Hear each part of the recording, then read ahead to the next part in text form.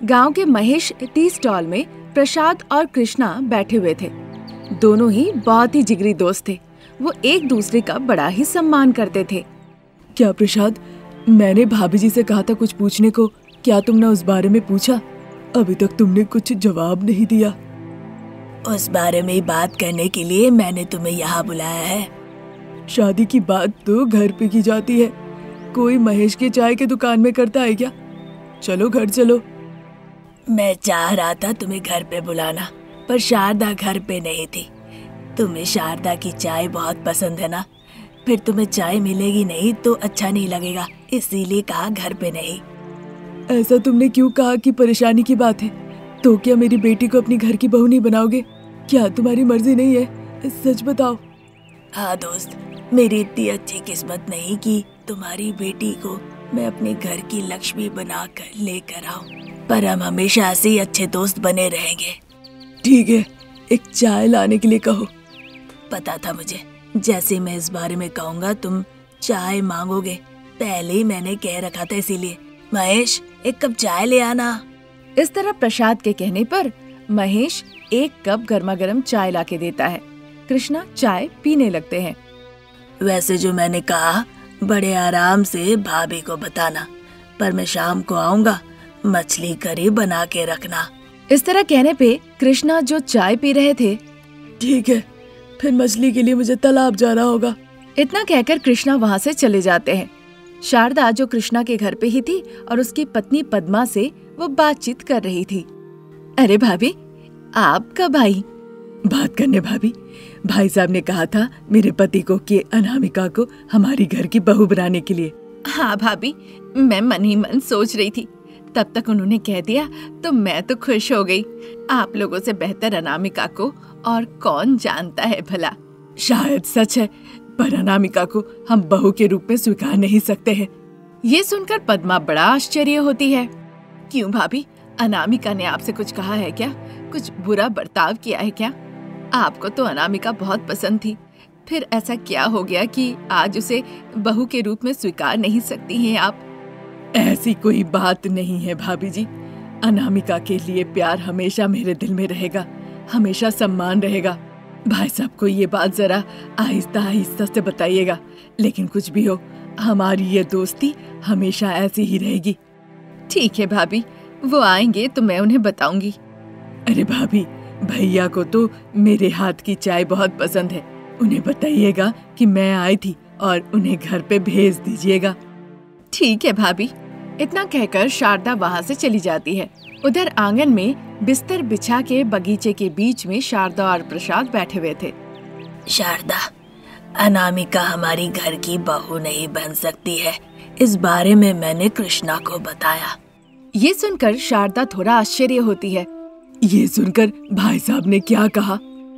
ऊपर से तो उन्होंने हाँ कह दिया है, पर मुझे पता है कि अंदर से वो दुखी है, रो रहे हैं। बिना रोए वो अपने आंसू पोंछ रहे थे, मैंने ये देख लिया। मैं भी जाके पद्मा बहन से कही, बाहर से तो ठीक ही लग रही थी, पर मुझे पता है मन ही मन वो बहुत दुखी हुई। क्यों शारदा, तुम अनामिका को अपनी घर की बहू क्यों नहीं बनाना चाहती?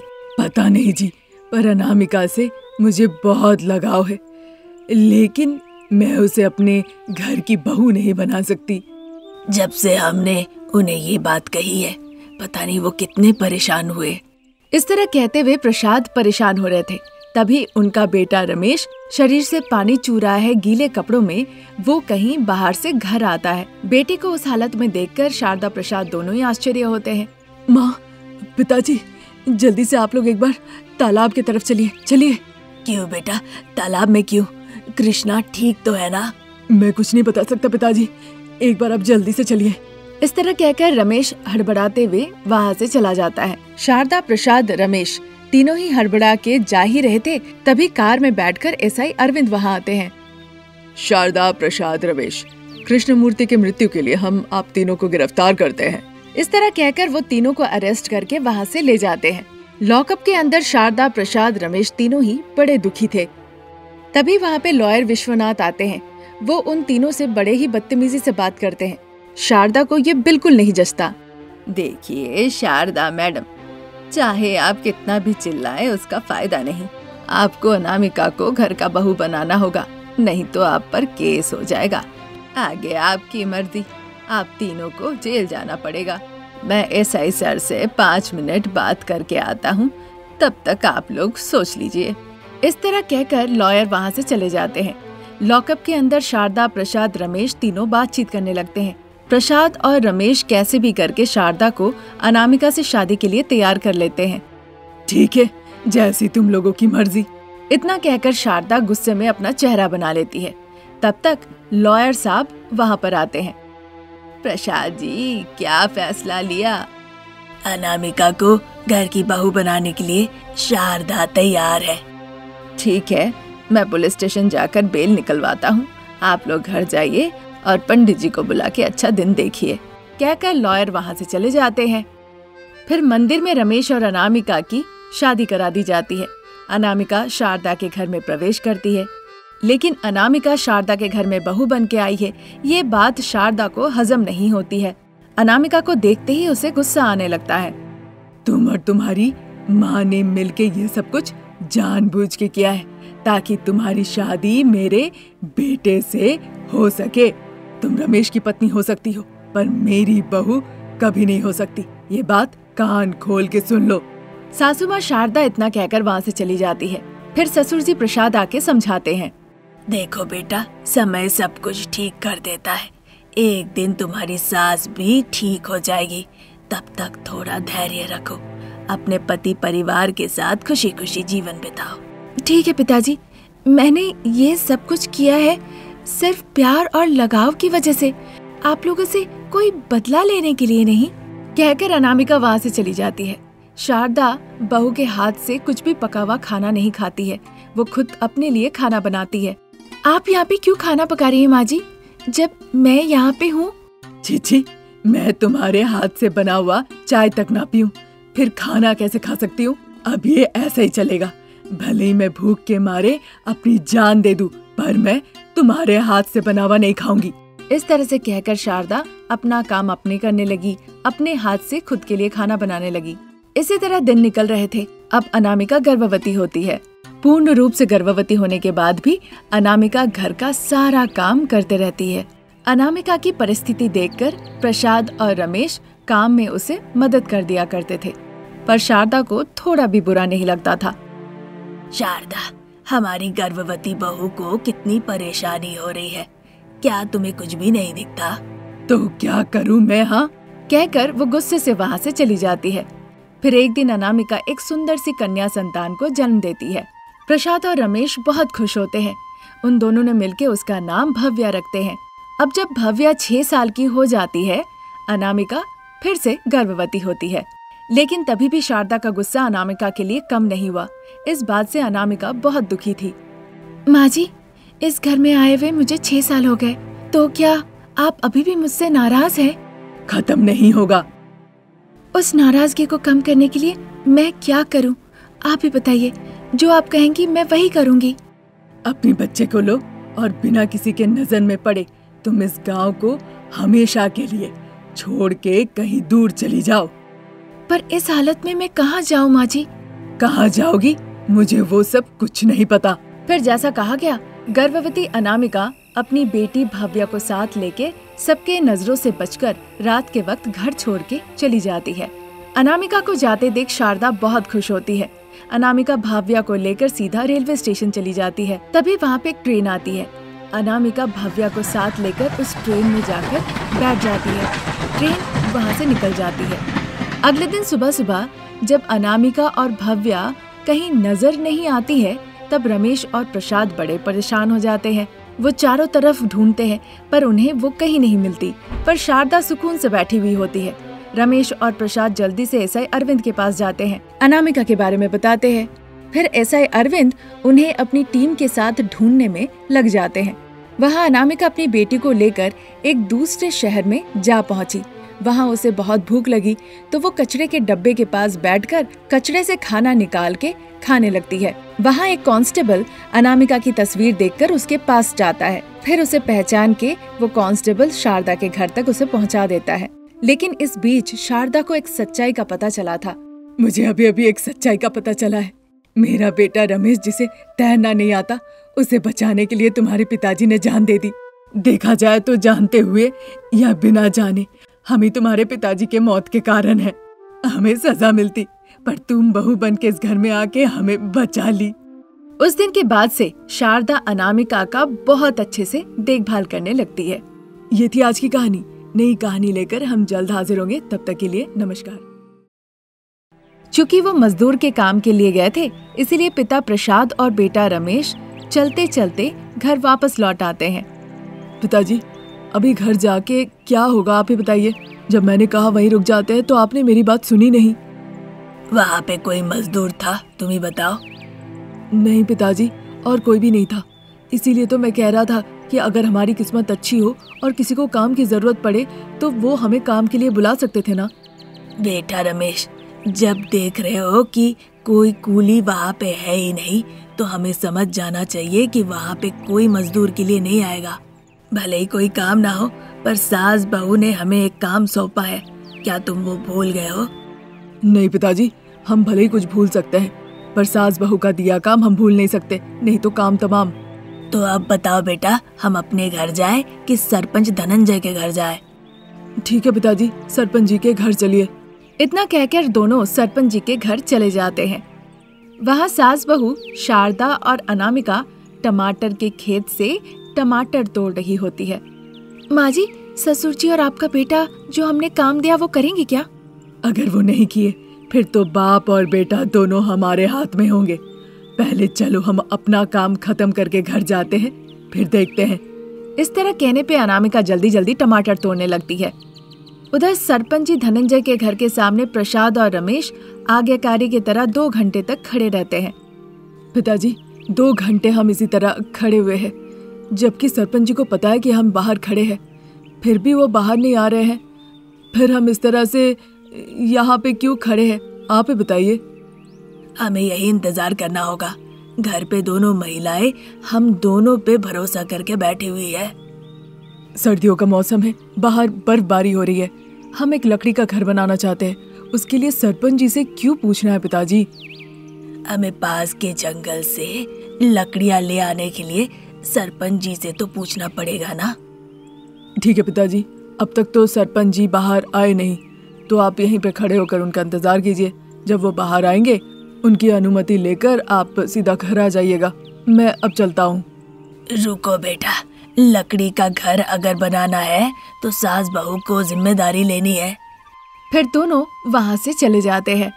उधर सास बहू शारदा और अनामिका टोकरी भर के टमाटर लेके खेत से चलते हुए घर वापस आने लगती है। माँ जी, मुझे एक अच्छी तरकीब सूझी है। देर ना करते हुए बताओ बहू। रोज रोज एक ही तरह की सब्जी टमाटर ना बेच के अलग अलग सब्जियाँ बेचे तो इससे हमारी कमाई में भी बढ़ोतरी होगी। कमाई तो होगी, पर उन सब्जियों को लाने के लिए हमें बहुत दूर जाना पड़ेगा। उतना दूर जाके सब्जियां लाते लाते पूरा दिन मानो खत्म ही हो जाएगा। फिर उस दिन की कमाई हमारी नहीं होगी। अगर हम ज्यादा नहीं कमाएंगे तो हमारा दिमाग शांत नहीं रहेगा। पुरानी चीजें भुला के हम शांति से सो नहीं पाएंगे। फिर हमारा सर दर्द होगा, जिसके लिए दवा लेने हमें दवाई का दुकान जाना पड़ेगा। सब जानते हुए भी सुपर डुपर आइडिया क्यों कह रही हो? जो टमाटर हमारे सर पे है उसी को अगर बेच लिए तो शांति से हम जीवन काट सकते हैं। सिर्फ जीवन गुजारने के लिए चावल और सब्जी ही काफी नहीं है, उसके साथ साथ हमें कपड़े, जिस घर में हम रहते हैं वो घर, सब कुछ जरूरी है। मैंने ऐसा तो नहीं कहा बहू। जितना पैसे हम कमाते हैं और जिस मिट्टी के घर में हम रहते हैं वो भी ठीक ठाक से बन नहीं पा रहा है। जहाँ हम रहते हैं वहाँ बर्फबारी भी होती है, ऊपर से सर्दियों का मौसम, आपको पता ही है कितनी बर्फ पड़ती है। हमने सोचा है कि एक लकड़ी का घर बनाएंगे, उसी लिए तो बाप बेटा सरपंच जी के घर गए हैं ना। आप सच में महान है माँ जी। इस तरह सास बहू बातचीत करते करते घर लौट आती है। उधर सरपंच धनंजय घर से बाहर आके एक लकड़ी के चेयर पे बैठते हैं। तभी उनकी पत्नी सावित्री उनके पास जाती है। अजी, घर के बाहर बाप बेटा प्रसाद और रमेश आपका कब से इंतजार कर रहे हैं। मुझे भी देखने दो, वो हमारे लिए कितनी देर तक इंतजार करते हैं। उन्हें जरूर हमारे साथ कुछ काम होगा, तभी तो इंतजार कर रहे हैं। ये ठीक नहीं कर रहे आप। सभी के सहमति से आज आप गांव के पंचायत बने हैं। तो अब क्या मुझे सबके घर घर जाके सेवा करनी होगी? सावित्री, मुझे ये तुम मुफ्त का उपदेश मत दिया करो। जाओ, जाके अपना काम करो। कब करना है, कौन सा काम करना है, वो मैं खुद कर लूंगा। इस तरह कहने पे सावित्री वहाँ से चली जाती है। उधर घर पे बिस्तर के ऊपर बाप बेटा प्रसाद और रमेश बैठे हुए थे। तब तक सास बहू शारदा और अनामिका उनके पास जाती है। क्या जी, मैं आपको सरपंच जी के पास जाने को कही थी, गए थे?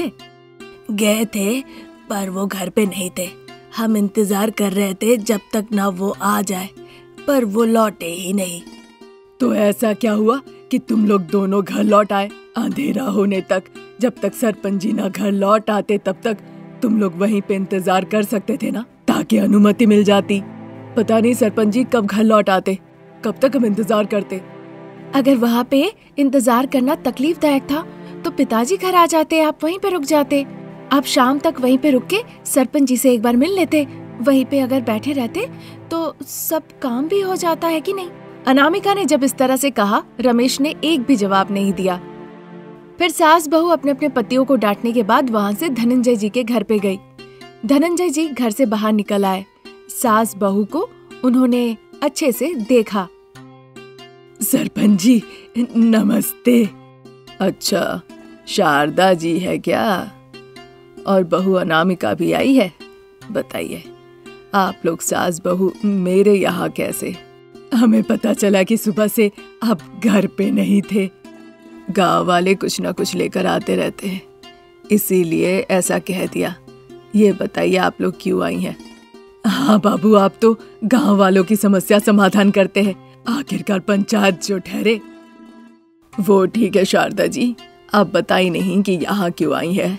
बाबू, आपको तो सब पता है, सर्दियों का मौसम में ऊपर से बर्फबारी हो रही है, मिट्टी के घर में रहना बहुत मुश्किल हो गया है।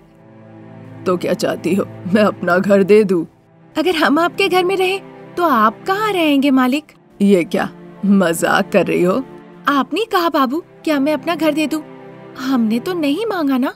अनामिका की ऐसी बातें सुन के धनंजय को गुस्सा आता है। ये क्या कह रही है शारदा? नाराज मत होइए मालिक, बहू बच्ची है, उसे माफ कर दीजिए। ठीक है, तो ये बताओ तुम लोगों को क्या चाहिए? अगर आप अनुमति दिए तो हम जंगल से लकड़ियाँ लाके उससे घर बना लेंगे। अगर अनुमति दे दी तो मुझे क्या फायदा होगा? 3 बार खाने के लिए हम आपको टमाटर देकर जाएंगे बाबू। टमाटर? हाँ बाबू, टमाटर। मैं और बहू रानी टमाटर बेचते हैं, ये बात तो आपको पता ही है ना। इसीलिए 3 बार के लिए मैं टमाटर आपके यहाँ भिजवा दूंगी। क्या कहते हैं आप? जरूरत नहीं शारदा, जाके लकड़ियाँ ले आओ। लकड़ी का घर अगर ना बन पाए तो अंगीठी बना लेना, और अगली बार से तुम लोग ना आकर अपने पतियों को भेजना। इस तरह से कहने पे सास बहू दोनों मुस्कुराती है और फिर वहाँ से चली जाती है। उधर घर पे बिस्तर के ऊपर प्रसाद और रमेश बैठ के बातचीत कर ही रहे थे, तभी सास बहू जाके पहुँचती है। पिताजी, सास बहू तो सरपंच जी के यहाँ गई है, शायद अब तक वो मिल ली होगी। अरे बेटा, ये सास बहू है, और ये सास बहू कोई मामूली सास बहू नहीं, टमाटर बेचने वाली सास बहू। अगर ये सरपंच जी को जोर से बुलाए ना तो सरपंच जी को लगेगा कोई तूफान आ गया है और वो खुद ही बाहर आ जाएंगे।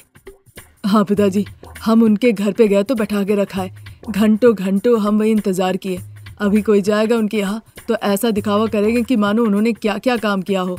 दोनों में बातचीत हो ही रही थी, तब तक सास बहू घर लौट आती है और उन्हें गुस्से से देखने लगती है।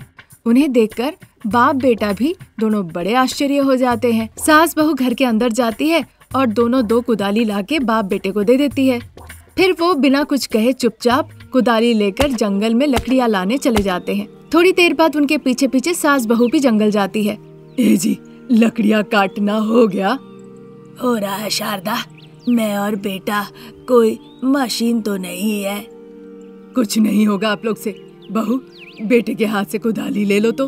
और इधर शारदा अपने पति प्रसाद के हाथ से कुदाल ले लेती है। फिर सास बहू दोनों मिलकर लकड़ियाँ काटने लगती है।